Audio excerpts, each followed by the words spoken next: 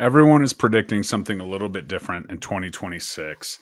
A price drop, a rebound, a freeze, but the data coming out of Denver and northern Colorado tells me a little bit different story. The problem is that we're so hyper local in real estate, and I, as a trusted real estate professional who helps people build wealth, want to bring you the right information right here, right now. And we're going to do that on Mile High Market Mastery Live. So thank you so much for joining. If you're watching over on TikTok, Facebook, YouTube, please do all the things, comment. Here's the deal. If you comment your zip code below, I might pull it up live stream and we can talk about your specific zip code as long as it's in Colorado. So make sure it's an 8Z and we can roll from there. So very excited to kind of dive into this because a lot of people focus solely on, buying and selling. And when we're talking about the market, it's very important for everyone to understand that ultimately we need to make sure that we are staying top of mind and that we are understanding that our specific situation is not the headlines. And so we're going to dive into that. But more specifically, is it a good time to buy a house in 2026 or sooner for you as a buyer? That may be completely different. We're going to look at it from a bird's eye view. We're going to talk about the market, what it might look like. But as always, if you are interested or even thinking about buying, shoot me a DM over on Instagram at JKCORealtor_, Facebook, or you can always text me 303-210-0378. Or, of course, you can book a call if you're on Facebook or YouTube with the QR code on screen. So we're going to dive into this, and I just want to kind of fill you in. What we know so far from 2025, setting up for 2026, mortgage rates probably will stay pretty stable, right? We're hoping for rates to go down, but here's the deal. Everybody's different definition of rates to lower is very different, right? I'm of the opinion that we probably will not see 3 and 4% interest rates on a standard mortgage for the near future. Certainly there's buy downs and there's options. However, what we need to understand is as the market is, correcting or a little bit slower as it is right now, the opportunity for more concessions and more buy downs is more apparent. Once the rates do trickle down to a little bit lower, maybe they get in the low sixes, maybe they're already there. I'm not a lender. That's not for me. That's not my lane. But as they go lower, each time we see record mortgage applications. Just last week, we had crazy headlines. We had that real estate transactions going to go up 14% from NAR. Then we had, the market's going to crash. And then we had mortgage applications that are at a record high, right? So we're getting thrown a lot of different things. And I want to kind of cut the noise and help you guys kind of understand. So what do you think rates will hit in 2026? Throw it out there because your guess is as good as mine. Feel free to comment, throw your questions in. And again, if you throw your zip code in there, I may just pull up the inventory, kind of see what's going on in that zip code for you right here on air. So you're always willing to do that. If I see it, we'll dive in. So that's awesome. Next, what are the top 3 signals that 2026 will not be a crash year? This is something that is used in the headlines. The market's going to crash, this, that, the other thing. We want to get down to business. Inventory is still a little bit tight, right? Yes, we've seen a massive increase, and then we saw record number of people pulling their homes off the shelf, right? Off of the market. The truth is we're sitting at higher inventory than we had in 5 to 10 years at that time, where people typically before the holidays kind of start to pull their houses off the market if they are, in a position where they're living in the house and they don't want a bunch of people coming through there. So we will dive in. I see that from Eric. Thanks for that comment. We will look up your inventory in just 1 second. Okay, so inventory is still pretty tight. Builders aren't building enough homes. They're definitely not building enough affordable homes. And they're, laced with incentives, right? There's so many builder incentives right now because they're building too many homes that are bigger, less affordable. And now we kind of need to see that pendulum swing back and kind of focus on those affordable homes. I'm not saying affordable housing. I'm saying homes that are affordable to the common citizen so that we can kind of unblock some of this backlog that we've had. If those hit with a slight inventory, increase as well as lower rates, that will be really good. Population growth is back. Job migration to Denver, Boulder, Fort Collins. Northern Colorado is expanding like crazy. We all know, from Severance and Tinmouth and the Windsor, Johnstown side of things, just east of I-25 up there in Northern Colorado. Absolutely magnets for growth. A ton of building going on, a ton of development, and even the Buc-ee's, right? So that's pretty cool. Price reductions are definitely, a part of it, but we're not seeing sellers give back a ton. Where we are seeing the deals made is more through concessions, right? We haven't seen massive price drops. It's not like home prices are down, 2, 3, 5, 10, 20% or down at all, right? But we are seeing sometimes people list a little bit high and then we're dropping price, but that's not a true market. That's someone testing the market, thinking their home's worth more than it is and coming there.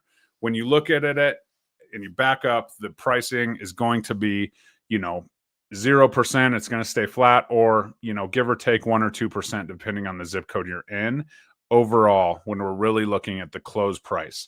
A lot of us are so focused on that list price, and we see that $100,000 price reduction. That doesn't mean that, the prices have dropped $100,000, just that list price has dropped. So comment yes if you've seen price reductions in your neighborhoods lately. This is something that's definitely happening, but more so we're seeing a ton of concessions, right? So it's still selling for the list price, but all the closing costs and prepaids are getting paid for by the seller, right? That's where we're seeing a better deal, because what those people are doing is they're buying their rate down, hopefully permanently, and they're making it more affordable for their monthly payment. Now, yes, technically you're financing that money still, and the net to seller isn't affected. If you get a $20,000 buy down and pay all your closing costs and buy down the rate a little bit, and you offer full price, that's $20,000 less net to the seller. If you take the list price or the full price and you drop $20,000 off of it, no skin off the seller's back. They're still getting $20,000 off of that price. So the net to seller is something to really think about when you are buying a home. So we did have 80134. Let's pull this up and just see. Let me work around my screens a little bit here. And we are going to add this to the stage. So let's go 80134. Let's look at the amount of inventory active there. So 279 matches. I'm just going to show single families. 212 active. Let's see how many have closed in the last 30 days. If we had 279 active, closed, we've had 106.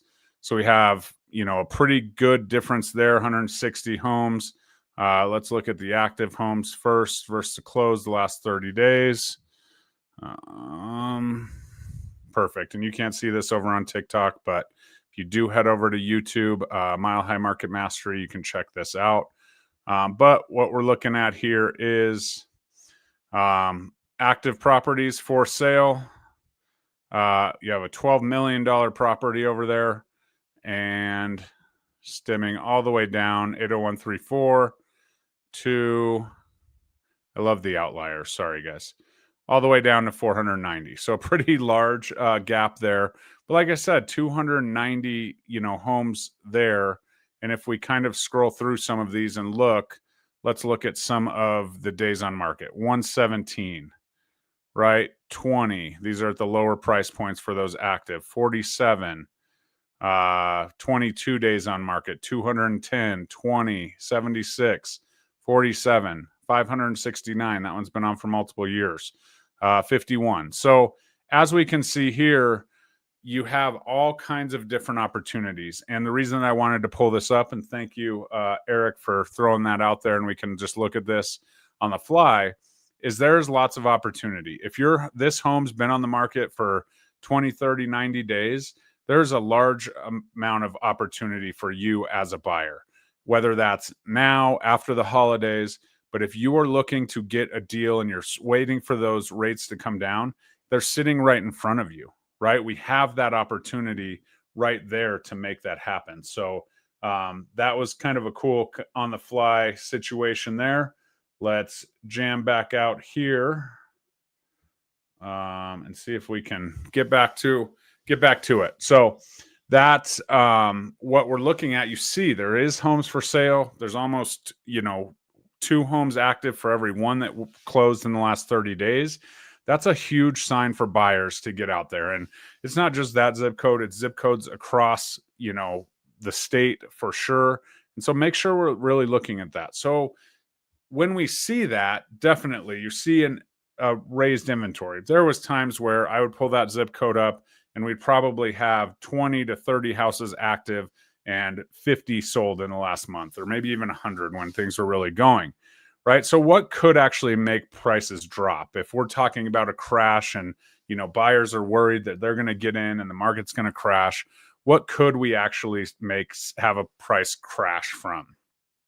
Massive unemployment spike, right? We have a massive, and we're talking massive. We've obviously had some unemployment, and unemployment is in the news a lot due to the interest rates, but it would have to be massive layoffs, massive job loss that would cause, prices to really fall off, because then people are scrambling, they have to get out, they have to take that equity out, and so on. Rapid inventory surge. I don't think this is happening at all. Truthfully, we do have a healthy level of inventory, right? We don't have a massive inventory surge. We don't have a bunch of people rushing to the market. The supply has to be there, and the sellers have to be desperate enough to sell in order for those prices to drop. So that is something that we need to keep an eye on if we're going to see this. Also, if the rates spike again above 8, that again locks some other people into their mortgages and aren't going to be able to, kind of like say they have a temporary buy down, which I talk about a ton on this channel, and they're not able to drop that down. That could be a reason that things would go, kind of a crash. None of those things are really apparent. None of those things are on anybody's radar. So what to expect in 2026 based on what we just saw? Probably fewer bidding wars, right? We've already seen this over the last year. We've already seen sellers starting to work with buyers as far as price reductions and concessions. Buyers can expect more concessions and more of the same as the rates kind of hang out where they're at, right? Because if it's stable, it's stable. And that's going to bring buyers to the market when they're ready versus being incentivized for, getting this rate or that rate. So more concessions. Also, a thing that we don't talk about a ton is inspection wins. Sellers, once they're under contract, they want to keep that fish on the line. They want to make that deal happen. So inspection items are not, completely off the table. I've gotten things that wouldn't even, I couldn't even write on contracts, back in the 2020, 21 days and all of those, right? I've gotten those things accepted. Yeah, the seller will do it. Costs $100. So get someone out there to look at it, those kind of things. So those are positives for buyers. And I want you to understand, yes, your rate's going to be a little higher, but if you can have a little bit of, due diligence in the inspection period, you might be getting those new major appliances if they're old and decrepit. You might be getting a new roof. You might be able to get radon. Those kind of things are definitely on the table. Major health and safety. They always were. However, now even more than ever, because once a seller has, that contract, they want to hold on to it because they want to get on with their lives. They want to move on. So that's definitely something to consider. Buyers, you are going to have stronger negotiating power right now heading into 2026 until we do see kind of that surge. Now, keep in mind, you have, the seasonal, opportunities in the Colorado markets. Typically between February and April is, the best time to sell because that's when buyers are coming out and going from there. May typically for me seems to be a slower week or month for buyers. So maybe you don't have that. So just kind of understand the seasonality of our market, but also understand that as we go, the monthly payments and things like that, if we do see a surge of demand, that those concessions and those, opportunities for price reductions might come back a little bit. Micro markets to watch, I think Arvada, Westminster, Castle Rock, Fort Collins and Tenmouth and Thornton and Erie are all places where there definitely is a little bit of some affordability. There's bigger gaps. There's some detached single family homes, smaller single family homes in a lot of those areas. The new construction, obviously, in Tinmouth, Fort Collins area, Thornton and Erie as well have a ton of new construction options as well. So those are some micro markets to watch for sure, because as we've seen, the insurance and tax hikes, the HOAs are really struggling, right? If you're buying a townhome, it sounds great. It used to be an affordable route to go, but it's affordable, but now you're tacking on a $500, $600, $700 HOA payment that you have no control over whether when it goes up or down. And I think that that's, put a little more emphasis on these smaller single family homes, the 3.2s, the 2.1s, the houses with no basements and those kind of things. Less square footage means less utilities and those kind of things. Every single one of those places that I mentioned has some of those smaller real estate options. So I think that that's, kind of leaning into that affordability a little bit. So watch out for those for sure. And sellers in 2026, look, we're trying to get the buyers out. That's why we're having this video. If you are thinking about selling, DM me privately. I did a video last week about that. You can go check that out. It's on YouTube, on my Facebook channel. But for the most part, the buyers are here. They're coming. What I want sellers to hear from the buyer's perspective is understand what they're looking at payment-wise, right? If you bought your home back in 1985 for, $100,000 and you did have, a 10% interest rate, but then you were able to refinance it, regardless of what your mortgage is now, I guarantee you would be shocked at what they're going to pay. Say they're buying it for $450,000 with a 6.5% interest rate with a low down payment, whether it's down payment assistance or FHA, 3-5% down. Run those numbers in a mortgage calculator, and then you'll maybe understand a little bit about what's going on. So understand that buyers, no matter where they're at, no matter the price point, they are going to be definitely looking at the opportunity to have a turnkey place because of those monthly payments that they are going to be, coming into. So as we discussed, we looked at a zip code, we saw the inventory, we understand as buyers that a flat market is giving you more opportunity. There is a ton of incentives out there, whether you're looking at new builds or sellers that are ready to, get their homes moved. The longer the days on market, the better opportunity you have of getting those closing costs and prepaids paid through concessions and maybe even getting a rate buy down. Do watch out for the maximum concession amount on those loans. Depending on what loan, it's 3, 4, 5, 6% max that you can ask for on a concession, regardless of buy downs and those things. So make sure that you're looking out for that for sure, because that is something that does come into play, and it all is completely dependent on your loan amount. So I hope that 2026 will be an amazing year for you. I'm here to tell you, unless we have some extenuating circumstance, like maybe a global pandemic, not saying I'm predicting that, but if we do, this probably is out with the bathwater. But 2026 is going to be a great year. We're talking about seeing more sales. I'm having more conversations. There's more people that are like, I think we're going to try and make a move in 2026, reaching out to me today. If that is you and you want to get ahead of the game and you want to have the best deal possible, please DM me. Please call me, text me on my cell phone, 303-210-0378. I want to get ahead of that, because the best time to plan, whether you're ready to buy this month or in 12, 24 months from now, the best time to have a conversation right now is right now, right? So let's build a plan. Let's make sure you're able to execute on that. We can watch extenuating circumstances. We can maybe improve that credit a little bit, because that will be something that will really help your affordability on your end that you can handle, especially if we have a little bit of a runway. And we can absolutely, help budget and help you get some money saved, so you do have a little bit to put down, so you are moving. So super pumped up for 2026 and for those buyers out there. I'm telling you right now is an amazing opportunity. I don't know how long that opportunity will be around, but those days on market that are collecting, here's the deal. If their home's on the market right now during this time, they probably need to sell, or it's probably been vacant for a while, which means they need to sell. And that's the opportunity for you. It's not going to be completely gone, after the holiday, but just so you know, as a buyer, there's a little more advantage in knowing that that seller needs to sell that home, because it's still on the market through the holiday time. So I hope this helps. Like, comment, subscribe. We'll see you on the next Mile High Mastery. Thanks so much for that zip code over there from Eric. And we will see you next time. Like, comment, subscribe. Jeremy Kane, give me a call anytime. I want to help you build wealth through real estate. We'll talk to you soon.